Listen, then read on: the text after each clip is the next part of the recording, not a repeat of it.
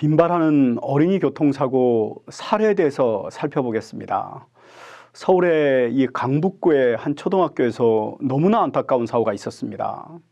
그 통학로가 폭이 한 6, 7m밖에 안 되는데 이 도로가 양방통행 도로였습니다. 원래 이런 도로는 일방통행으로 해줘야지만 우리 아이들 인도가 나오는 건데 이런 도로를 양방통행이 된 상태에서 학교 앞에 있는 문방구에서 전자오락 게임을 앞으로 꺼내놓은 겁니다.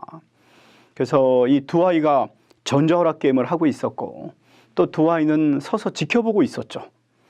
근데 큰 트럭이 후진하면서 이 아이들을 쳐가지고서 2명이 사망하고 2명이 중상을 당하는 너무나 안타까운 사고가 있었습니다. 이 사고의 우선 근본 원인은 이 전자오락 게임을 인도 쪽으로 꺼내는 게 먼저 잘못입니다. 그 문방구에서 당연히 전자오락 게임은 안쪽으로 더 가지고서 우리 아이들이 안전하게 할 수 있어야 되는데 돈을 더 벌겠다는 그런 어른들의 이기심이 문제였죠. 이거를 인도 쪽으로 꺼내놓다 보니까 아이들이 차도까지 나가서 전자오락 게임을 한 겁니다. 이러다 결국은 이 큰 트럭이 후진하면서 아이가 목숨을 잃은 사고죠. 그래서 이 아이들 등하교 시간만이라도 대형 트럭이 진입하지 못하도록 해야 됩니다. 특히 이 대형 트럭은 사각지대라고 하죠. 운전자가 운전석에 앉아 있으면은 안 보이는 부분이 너무나 많습니다. 뒤쪽, 앞쪽, 오른쪽, 왼쪽이 사각지대가 너무나 많기 때문에 그만큼 교통사고 위험이 높은 겁니다. 특히 이런 이 통학로의 좁은 도로를 일방통행으로 해서 차와 어린이를 근본적으로 분리시켜 줘야 되는데 그러지도 못한 것도 사고의 원인이었습니다. 현재 지금 어린이집, 유치원, 초등학교 이런 곳을 스쿨존으로 지정해 가지고서 우리 아이들이 안전하게 보행하도록 하고 있는데 이런 좁은 이면도로를 양방통행으로 시켜놓으면 우리 아이들이 안전하게 갈 공간이 없습니다. 이런 거는 당연히 일방통행을 한 다음에 보차도 경계턱을 설치해서 차와 어린이를 근본적으로 분리시켜줘야 되는 거죠.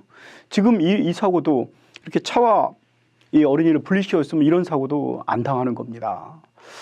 실제 또 서울의 종로구의 한 초등학교에서 너무나 또 안타까운 사고가 있었는데요.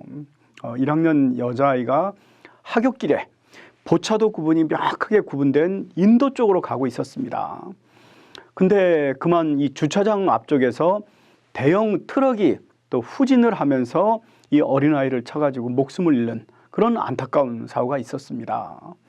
그래서 우리 아이가 이 인도 쪽으로 간다 하더라도 주차장이 있으면은 언제든지 차가 들어가고 나오고 할 수 있는 겁니다. 그래서 이런 주차장이 있는 곳에서는 항상 우선 멈추는 습관을 길러줘야 됩니다. 우선 멈춘 다음에 차가 오는지 안 오는지 살펴봐야죠. 그 다음에 이런 트럭이 이렇게 또 후진하거나 할 경우에는 이 운전자가 클렉션을 누른다든가 이러면서 거기 지나가는 우리 아이들, 보행자들에게 경각심을 줄 수 있도록 해줘야 됩니다. 근데 이 트럭이 뭐가 급했는지 그냥 급하게 급후진을 한 겁니다. 또 주변에 지나가는 행인도 많았거든요. 그 행인들이 우리 길 가는 아이를 내 자녀라는 생각을 갖고서 한 번쯤 이렇게 돌봐줬더라면은 역시 이런 사고는 나질 않습니다. 그래서 이런 식으로 한 번 발생한 사고는 계속해서 발생합니다. 그래서 이런 안타까운 사고를 예방하기 위해서 어린이가 안전한 보행법을 배우고 실천할 수 있도록 교육하는 것이 매우 중요합니다.